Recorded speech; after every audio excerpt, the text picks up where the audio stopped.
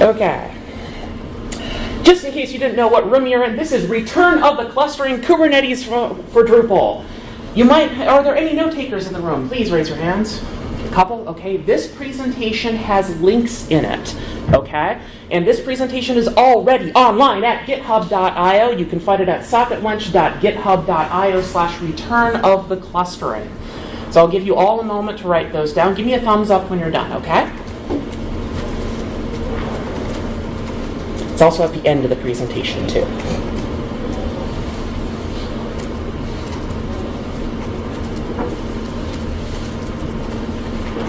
Thumbs up, thumbs up, thumbs up, thumbs up. Okay. All right. So you might be wondering, who is this weird person in front of you? Why are they so loud? Why are they dressed like a low-rent Jedi? My name is Tess Flynn, otherwise known as Socket Wench. That's wench, not wrench. I am a module maintainer, blogger, and educator, and a DevOps engineer. At 10.7.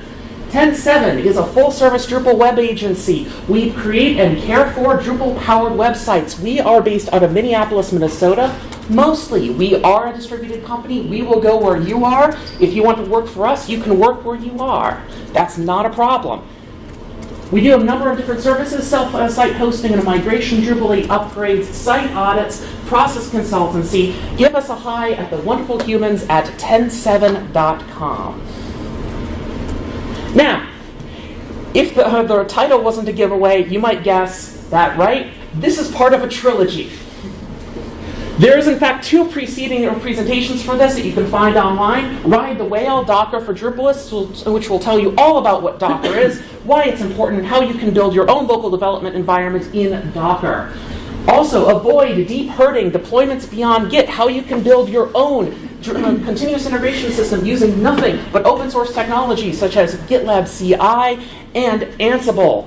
It's wonderful, and again, these 2 are links right to the presentation. You can watch me make a fool of myself in a few different contexts.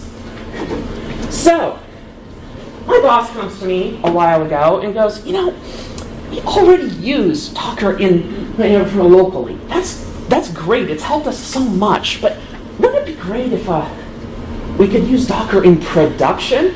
And as the company DevOps, I'm going like, yeah, sure. That would be great. And then, an ill wind passes between us and a tumbleweed rolls by. But, well, let's talk about Docker in production. So earlier, I was looking up how Docker in production works. I couldn't imagine, it can't be that hard, right? You just install Docker and you're good, right? Well, so I did some research, and I found out that, well, some people say that it's insecure due to some assumptions on how it's built. Others say that it's not performant compared to what they're used to. And others had less helpful comments about what Docker in production was like. And I realized that this was going to be a little bit more complicated than I wanted.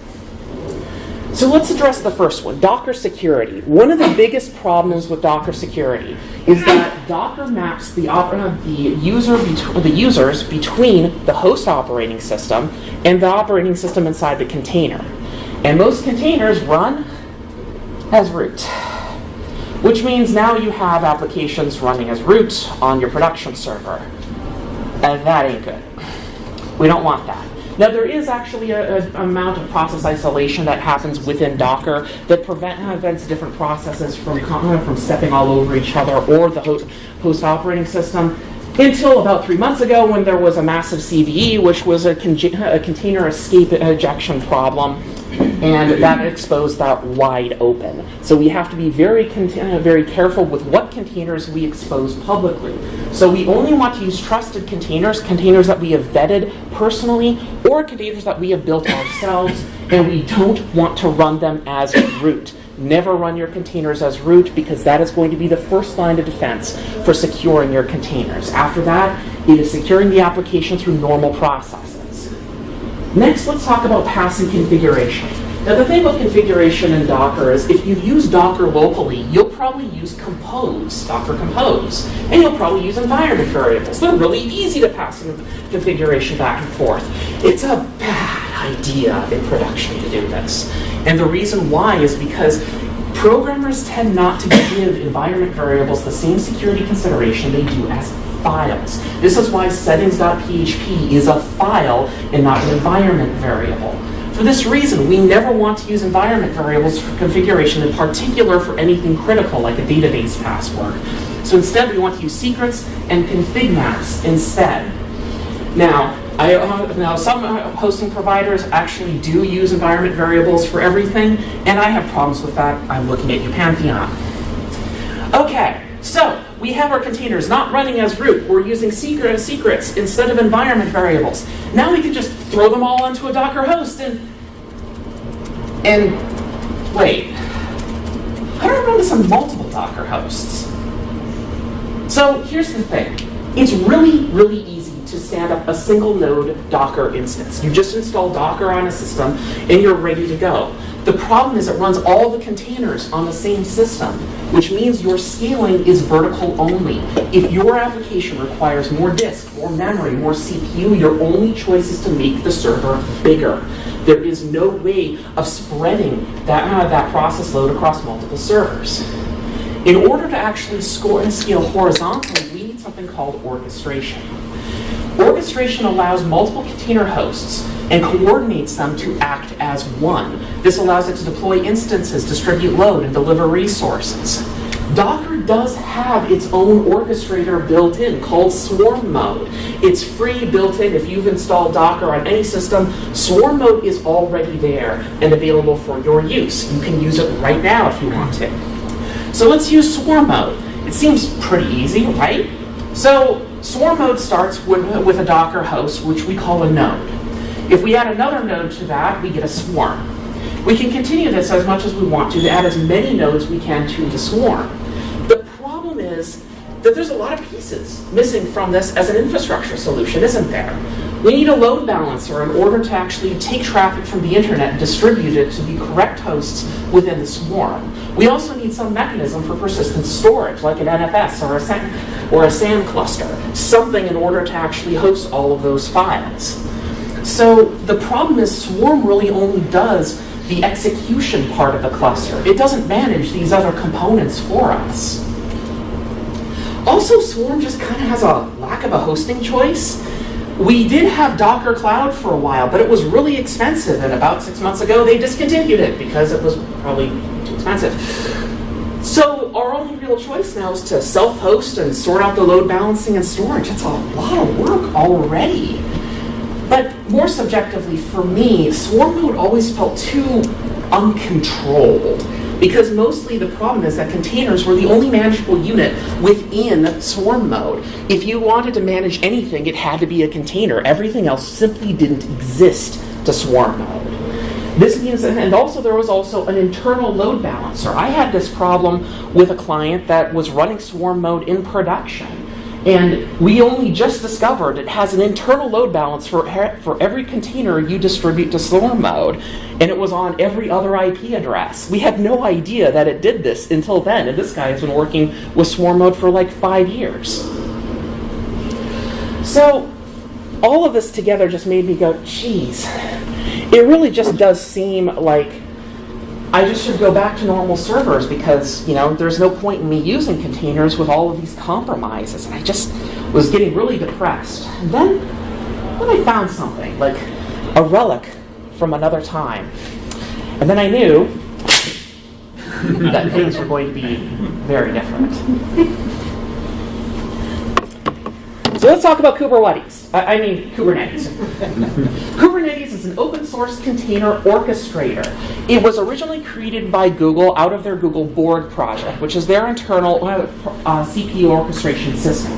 Kubernetes is a subset of that functionality and was made open source. Today it is maintained by the Cloud Native Compute Foundation. One thing that's really impressive about Kubernetes is that it has expressive power. Pods are only one of many manageable objects within Kubernetes. And you can tailor Kubernetes to your application, not the other way around. This is particularly important for applications like Drupal, which we tend to treat like a giant black box with some custom code around it. We don't really want to get into the guts of how Drupal works and modify it to make sure that it works in our infrastructure. No, that should be the infrastructure's job. Make the infrastructure work the way that the application does. So, in Kubernetes, how does this look? We start with a server, which is called a worker. On that worker, we're going to run pods, which are going to be our applications. In order for a Kubernetes cluster to work, we need a dedicated server that actually manages the cluster. This manager node accepts administrative requests and orchestrates the rest of the cluster to know where different containers need to go and when. It also manages the health of the cluster, so that if there are any instances where there are downtime or problems, it can kick off self-healing processes for you. We can add as many worker nodes as we want to the cluster, and this becomes our Kubernetes cluster. Now, the nifty thing about Kubernetes is we don't need other pieces that we needed in Swarm. We can connect a Kubernetes cluster directly to the internet using only objects that we define inside the cluster. Now, persistent storage is still a little bit of a thorny thing. There are some more interesting integrations here, and we'll cover those shortly. The thing is that all of this is really just how Kubernetes works physically. How does it work logically? How do you actually build things and make them run in Kubernetes? Well, it has a different model. So first, we're going to define something called a deployment. A deployment describes an application. It can be one or more pods.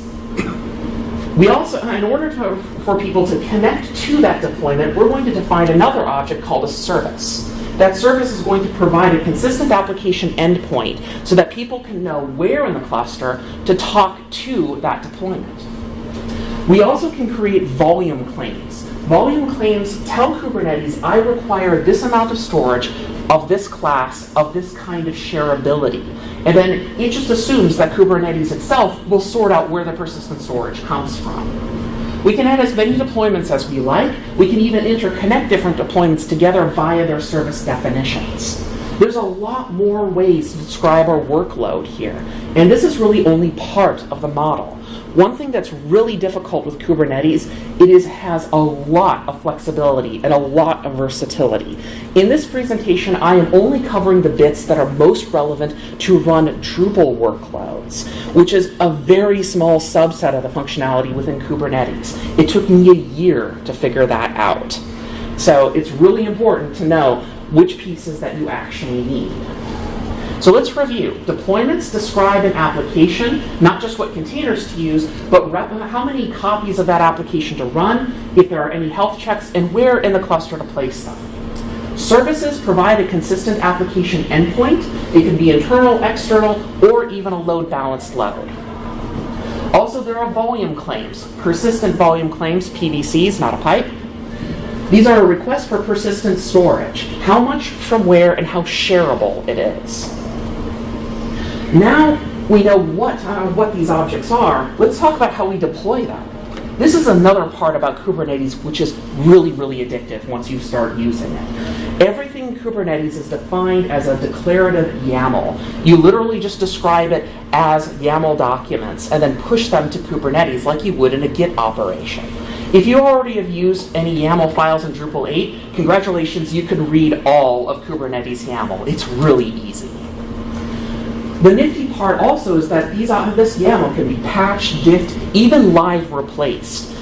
One thing you can definitely do with Kubernetes, and I've done it myself, is that you can say, I need to edit my load balancer definition, and I need you to take this traffic and go to this service and not this one. And edit it, save it, and it immediately does it for you. You don't have to redeploy it. You don't need any other automation. Kubernetes does it all for you. It's wonderful. When I saw this, I was like, I couldn't believe there was this much DevOps of the entire galaxy. It was just so amazing. Although Finn gave me some serious stink eye for that cheesy reference. That's okay. He's got a lot more he has to endure. So, Kubernetes is great and all, but where exactly are we supposed to, use this? So let's get into our speeder and let's go to KUBE Station. So we can always self-host Kubernetes. It's not that difficult. We can do this internal on existing hardware, or you can provision a third-party VPS service in order to run Kubernetes. There's less lock-in with this scenario because you're not relying on any special APIs in order to provision your cluster. Everything is just Kubernetes. And one Kubernetes is the same as every other Kubernetes. The problem is that you require a lot of human load in order to manage that cluster. Staff to manage the cluster, set up storage, do any kind of additional management around that unit of infrastructure. How hard is it to really install K8s2? Well, it's actually not that hard. I did this one afternoon just on a dare.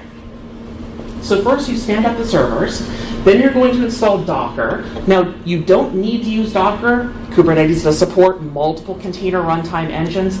Most people use Docker, so we'll use Docker too. So we're going to install Docker and then the Kubernetes agent, which is called kubelet. Then on the manager system, we'll install kube-init and kube-control. Kube-control is the primary command line application by which we interact with the cluster. Then we need to install something called a container networking interface. The CNI allows the different servers within the physical cluster to talk to each other and distribute all of the container workload. I like Calico CNI because it's really easy to install, encrypts everything by default, and the icon is a cute cat. After you're done with that, you can use kube-admin to stand up the cluster. There's a huge tutorial with more details on this on Linode docs. Again, that is a link. You can get to it when you, later. Storage is still tricky in this scenario. You can set up a traditionally managed NFS, but that's got compromises like NFS always does. You could also use a more modern solution like Ceph, Rook, or Hetty because these have native Kubernetes integrations, which allow you to get more cloud-native storage facilities. But the thing is that even if you do this, you're going to set up probably 3 worker nodes, 1 manager node, and it's just, if you're running just one site, it's a lot of resource. It's a lot of server that you need just to stand up the cluster. It's frankly overkill for one site, unless it's a very, very busy site. The thing is that wouldn't it be easier if we didn't have to do all of this? If someone else just did the work for us? Well, there's an easier way. Let's talk about managed Kubernetes. It's like a VPS, but for Kubernetes workloads. We only pay for the worker nodes. We tend not to pay for any of the manager nodes. This saves us a lot of additional work. Plus, often the storage integration is already built in for us, so we don't need to configure that for us. There are a number of different providers that do manage Kubernetes: Amazon, Azure, DigitalOcean, Google GKE, and a whole bunch of others. You can find a complete list of most of the well-known ones on kubernetes.io. Now, for my site, I decided to use DigitalOcean. The reason why it's a worldwide Kubernetes provider, currently their K8 system is in limited release, but it is the full production version that they're going to release, just not available to all data centers yet. It also has a really, really easy REST-based API. You don't need to install an additional command line utility. You don't need to install another library. You can just interact it with curl. It's really, really nice. Also, the pricing is perhaps the clearest out of any of the managed Kubernetes providers. You literally go to Add Cluster, you select how big each worker node is, you see the price right there, and you click Initialize. It's really, really nice. Now let's define all of that YAML that makes up our cluster. So let's build our application. So first of all, I'm going to start with a 3-worker cluster of the smallest nodes available on DigitalOcean. And the reason why I chose the smallest one is because I want to limit my costs and see if I need to add more resource later, because I can always add more resource later. Also, we're going to use 10.7's flight deck for the containers because these containers are already vetted for production use, already have native Kubernetes integration, and have already been used in production workloads for 2.5 years. We beat everybody. So first, we're going to start with a MySQL container. We're going to back that with a persistent volume claim. Then we're going to have 3 Memcache replicas on top of that. We're going to have 1 Memcache replica per worker node. That way, we're making sure that each worker node has its own Memcache copy. Makes sense. So far, so good. Then we're going to have 3 replicas of what we call the web engine. What the heck is this thing? Well, in Kubernetes, it's a little bit different from Docker. In Kubernetes, a pod can have multiple containers. Each web engine is a pod that has two containers in it, a Varnish container and an Apache mod PHP container. And the reason why we have this is because anytime we scale up or scale down the service, the Varnish nodes are automatically collected, saving us an additional layer of automation necessary to do purges and bans on Varnish. This pattern is very simple and very effective. Then we're going to connect that to the internet.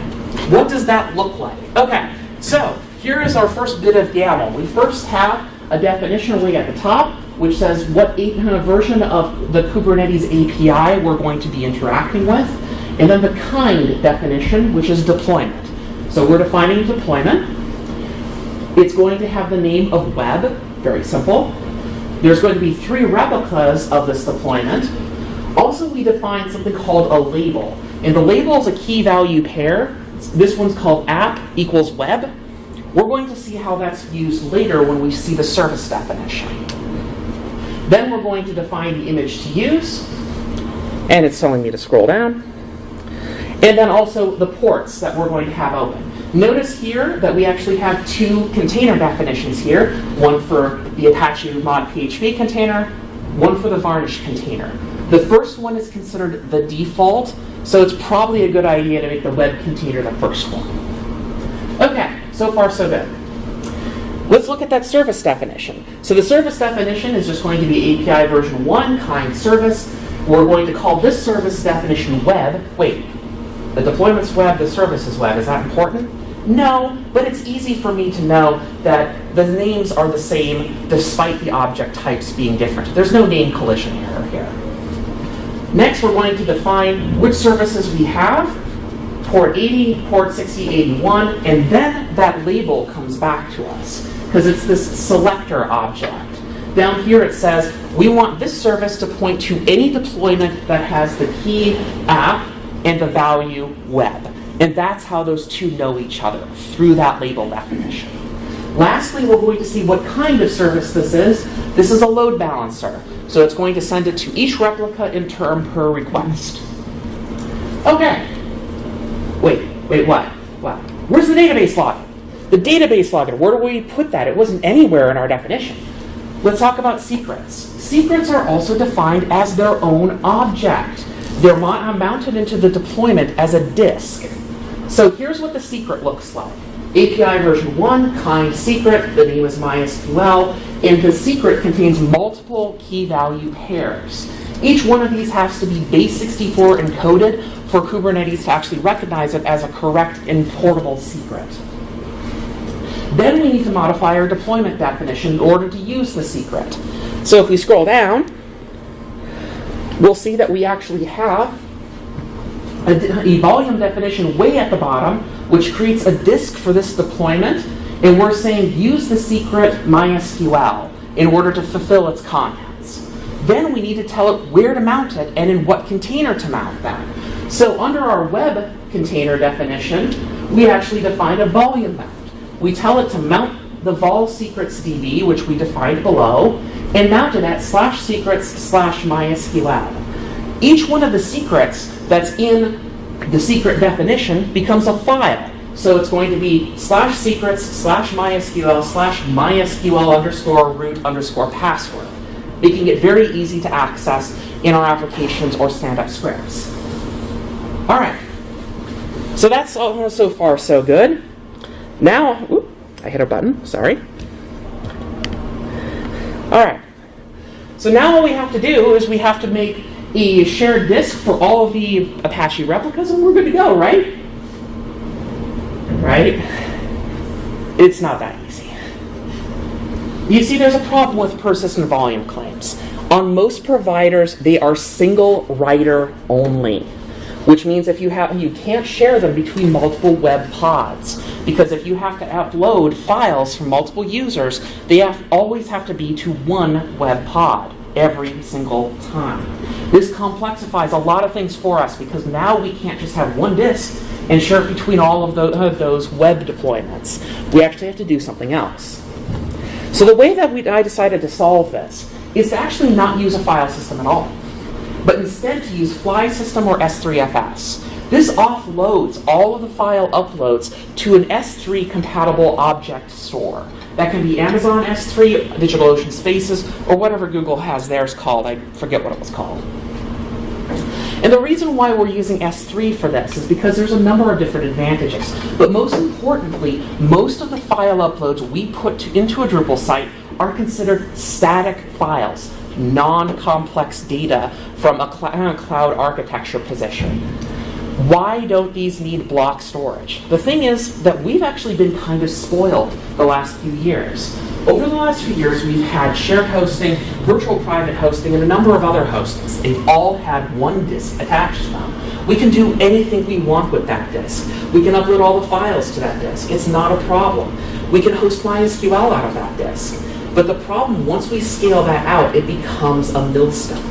It becomes difficult to actually balance that between all of the different server replicas, or in this case, the web engine replicas. So how do we get around that? We're going to use S3. This treats the file system as an API. Also, object stores are multi-writer by default because everything is just an API operation. Sometimes the fastest disk is no disk at all. So, we don't need any Kubernetes load balancing for our memcache instances. And the reason why we don't is because the memcache module for Drupal automatically load balances all of those instances for us if we give them a host name of every memcache server. The problem is that Kubernetes was originally designed to be stateless, so it by design does not give you predictable host names. But we need predictable host names in order to get that memcache host name, right? In order to use it. Fortunately, there's a special kind of deployment called a stateful set. It's a special kind of deployment, and it assigns the host name deterministically. So what it does is it's going to give you memcache-0, memcache-1, and so on for every replica for your memcache instances. And those host names can be directly accessed. So here's what that looks like. We have a kind stateful set. We name it memcache. We're going to define a label as app memcache, 3 replicas, and then the rest of the service definition. And this looks just like our regular deployment definition, like we normally have, just stateful set, not deployment. The secret sauce is actually in the service definition. The service definition looks just like a regular service definition, kind service, name memcache, ports 11211, the protocol, the app selector that points to our stateful set. But the difference is this line here, cluster IP none. This turns off Kubernetes load balancing, and this defines what's called a headless service. This service definition lets Kubernetes know that memcache is an accessible service that anyone can get to, but they have to go through to the host names directly. They cannot go through a generic internal DNS name for the memcache instances. But because those host names are really easy, we don't need to worry about it. Okay, one last thing. We still need HTTPS. Where is HTTPS in this entire mess? We could put it on the web engine, but that's going to make things a lot more complicated. So instead, we want to do something a lot simpler. Often in a lot of data centers, we terminate SSL at the at the first edge load balancer. Kubernetes has us covered here too with something called an ingress. An ingress is a Kubernetes managed edge load balancer. It maps domain names to Kubernetes services, and it also can terminate SSL for us. What's that look like? It looks like this. So we're going to have kind ingress. The name is my cluster ingress. And then we have some gobbledygook here that is basically saying to Kubernetes, whenever someone is logged in, please give them, direct their traffic always to the same web replica every time. Don't load balance them. And that means that their session becomes sticky. That's all this gobbledygook really means. Then we're going to say we have some TLS hosts on example.com, and in the ingress secret name, we're going to have our certificate chain. Then after that, we have some rules way at the bottom, which tell us how to map to that particular domain. So we have paths. Any path from root goes to the web service on port 6081 to our varnish pod. So this is the entire definition. How do we define that ingress TLS secret? This TLS secret provides the combined cert chain, not just your immediate certificate, but the entire chain But you also have to provide the private key. Looks like this. We have one kind secret, and the data is tls.cert, the base64 encoded certificate chain, and then the private key as tls.key. And that's it. That's the entire certificate. So this is really DevOps happiness for me because it does all of the things that we need to. We can scale up or scale down the web engines as we need to in order to handle different loads. We can modify the ingress so that we can move the traffic around. We can bypass varnish if we want to easily. We can access MySQL. We can cache things. Everything is great. So now we know what the cluster should look like. How do we get it onto DigitalOcean? So let's talk about building the build chain of YAML. So in order to deploy our YAML, we're going to use kube control. A few people call it kubectl or kubectl, or there's like a huge argument about how it's pronounced. I like using kube control. So kube control apply -f and then the path to your YAML file. Sounds pretty easy. And then you want to repeat that for every YAML file you want to deploy. You can concatenate YAML files according to the YAML standard. It's not really done in Drupal 8, but if you actually concatenate 2 YAML files with 3 hyphens separating their doc roots, it's perfectly fine. And you can make a very large YAML file to define your entire cluster if you want to. The problem is, while that makes it easier, it doesn't really remove humans from the process. And human beings are one of the biggest problems that we face every day. We are our own worst enemy. And the reason why is because we can be stressed out, we can be fried, we can miss details. So we want to offload that to other systems. What we really want is a repeatable cluster. And the reason why is because different clients that will have different clusters really only differ in certain sizes of configurations, the login such as the database password, and some features like Solar. After that, the infrastructure is kind of the same. One Drupal site's kind of like every other Drupal site. So why do we want to make a huge deal with custom crafted YAML each time? Instead, we're going to use Ansible to use Ansible variables and Ansible templates to generate that YAML dynamically. So how does that look? If someone such as myself defines a bunch of group vars for a client cluster, we commit that to a Git repo. GitLab CI picks up that commit, and then takes that playbook and hands it over to Ansible. Ansible is then going to talk to the DigitalOcean API to stand up the cluster, and then use kube control in order to deploy all of our object definitions by templating off the files dynamically. How do we authenticate this with the DigitalOcean API? We need to create a personal access token. That personal access token is passed to DigitalOcean API as an HTTP header. Now, before I get way too much into the gobbledygook and go, wow, that sounds really complicated, Tess. How can we make that easier? Well, I made it easier for you. On Ansible Galaxy, there is the socketwench.digitalocean role. This role will create an entire Kubernetes cluster on DigitalOcean for you in one simple file. This handles scaling, creates node pools, and also adds an ingress controller, everything that you need in order to stand up a production cluster.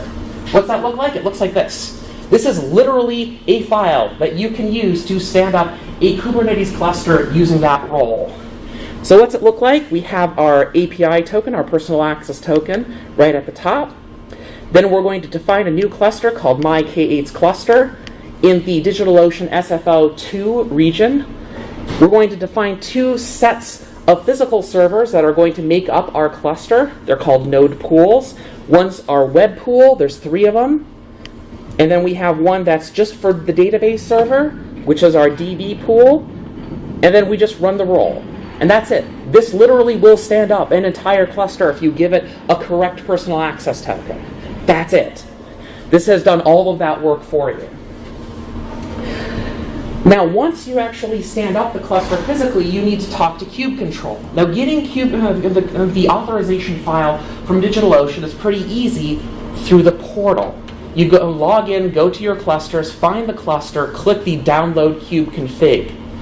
But the problem is that file is regularly re-rolled every 24 to 48 hours by DigitalOcean. And that's intentional as a security measure. So if we want to make sure that we can commit to our Git repo at any time and make sure that that kubeconfig file is valid, what we're going to do is use another fancy role that does it for you. socketwench.digitalocean _kubeconfig. What this does is it gets the authentication file from the DigitalOcean API, just given a cluster name and your personal access token. How do you use it? This is one step you can put in an Ansible playbook. Import role, socketwench.digitalocean kubeconfig, pass it what the name of your cluster is and where you want that kubeconfig file to be. That's it. That's all you have to do. That gets everything for you. After that, we can write the Kubernetes YAML. We're going to use the Ansible template module. This replaces any placeholders in our YAML files with values that we define in our Ansible group vars. So let's take a look at our ingress definition before, an ingress secret. Notice that everything is exactly the same except for the content of the data. So we have a variable here, ingress TLS cert, and another variable, ingress TLS key. Both of these are run through the base64 encode filter, so we don't have to do that ourselves manually. We just plug that directly in to our automation, and we're good to go. Even better, if you draw these variables from a GitLab CI secret, they're encrypted by default, so that you don't need to even worry about compromising your Git repository, because the variables aren't even in there. Then we need to deploy the containers. This is really easy in Ansible. We just use the K8s module, and we pass that auth file as a kubeconfig parameter, and then loop over every template file that we create, applying the config. Now you might wonder, this is a lot of work for one site. How can I make this cluster do multiple sites? It seems like I'd have to change the names and do all sorts of jumping around and weird ports. Oh, it's just so complicated. Fortunately for us, Kubernetes has us covered yet again. There's a thing called a namespace in Kubernetes. Namespaces allow you to partition a Kubernetes cluster so that you can have similar type and name combinations within the same cluster. So if we have one site and one namespace, we can have a web deployment, we can have a MySQL deployment, we can have all of those deployments named web and MySQL, and in another namespace for another site, they're also called web and they're also called MySQL, and they don't conflict because they're in different namespaces. So then, we apply all the definitions using the K8s module, state present. We specify the namespace. In Kubernetes, we can't use dots for our namespaces, so convert them all to hyphens. That's the easiest pattern. Pass the kubeconfig file, then loop over all of those templated files that you created earlier. So finally, we have all of this stuff done, and we actually have our site stood up, and we can go, "You failed, Lord Hostedness, for I am a DevOps like my mentor before me." You know, I should probably get a site onto the cluster right now, you think? Okay, so we're all clear, Kates. Let's deploy this thing and go home. Normally, we're used to updating in place. This is the pattern we've used for shared hosting and virtual private servers for a very, very long time. SFTP, Git deploy, some CI systems will all use updating in place. The problem is that on K8s, we have to deploy to each individual web replica, which means they have to deploy multiple times. And what if we scaled it up or scaled it down? We don't even know what the host names are anymore. It's a lot more complicated. We could use NFS to host our code, but that's a huge performance impact, and we don't want to do that either. It's not very cloud native. All of this combined just makes you go, it's just not how the K8s works. So what do we do instead? The more I thought about this, the more I realized that the site is the application. It's not just a host for the application. Drupal isn't just a host for the application. Your site is the application. It should be the container. We shouldn't have a web container. We should have a customized site container that has all your code built into it. What's that look like? So we have a developer. Developer makes a change to Drupal. They're going to commit that to a Git repo. GitLab CI picks up that commit, gives it over to Ansible. Ansible builds the entire site on a build server. All the code, all the modules, everything. Everything except the file uploads. Then it takes that and it hands it over to Docker. It says, turn that into a Docker image. We take that image, we store it to a private registry. This is like Docker Hub, but it's our own version that we keep to ourselves, a private registry. Then we're going to use kube control to pull that image down from the private registry and then deploy that out to the cluster. The private registry is the important thing here. It stores built site-specific images that we use to deploy to our cluster. We need to pass Kubernetes an auth token via secrets, and you can find out how to build a private registry on this tutorial on docs.docker.com. It's not very hard. The registry is just a Docker image. So here's what that looks like. So we're going to modify our deployment. So here's our deployment. It's our web deployment. Everything is the same so far. But now we have a new key, image pull secrets, and the my registry key. This key is used by Kubernetes to authenticate with the private Docker registry. Then, what we're going to do is we're going to have our registry also now has, our image name now has a custom registry address for it, instead of just the generic one from Docker Hub. So myregistry.tld, whatever the port is, and then the container for the site and the version number. The version number is important. We actually can't just use latest all the time. You should use actual deterministic version numbers. And I'll show you why in a sec. Because when we actually build those containers, it becomes very easy to deploy them all out. But how do you update once they're deployed the first time? Well, we could go into kube control, we could delete the deployment, and then we could kick off a new CI job, which builds the entire containers and sends them out and pushes them up. If you want like 10, 15 minutes of downtime, and that sucks. So we don't want to do that. What we're going to do instead is we're going to do a rolling update, because Kubernetes has our back one more time. What a rolling update does is it replaces running pods in our cluster with a new image. And that new image is defined by having a tag which is different from the current tag. So before our deployment was 1.0.7, if it's 1.0.8, Kubernetes knows that it has to go and do a rolling update to update that particular deployment. The nice thing about a rolling update is it performs all of the updates sequentially and reduces outages. So we add another definition to our deployment. So it's the same web deployment we had before, but now we have a new strategy key. The strategy key is type rolling update, and we say create one more replica during the update. That's what max surge does. And also, max unavailable 1, only update one container at a time. And then wait a minimum of 5 seconds before updating the next container.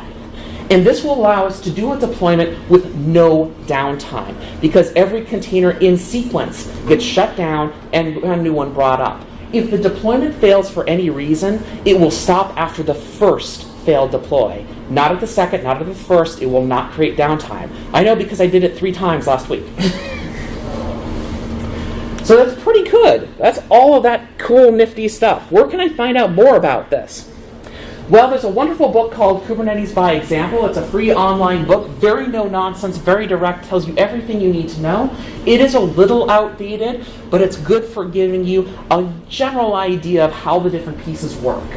If you want something more interactive, there's an interactive tutorial on kubernetes.io. This will allow you to actually stand up your own Kubernetes cluster in your browser and interact with it using kube control. Also, you can go to the DigitalOcean API docs to actually see what all of the documentation is for the API. So, one last thing.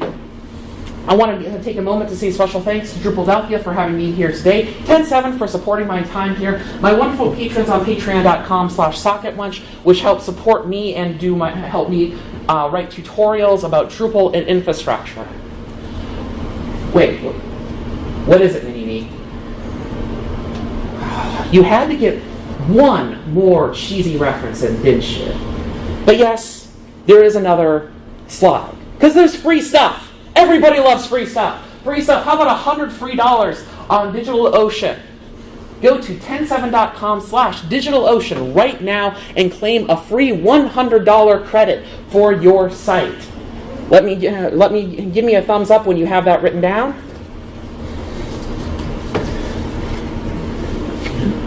So far, so good? Okay. Thank you. You can find this presentation on github.io.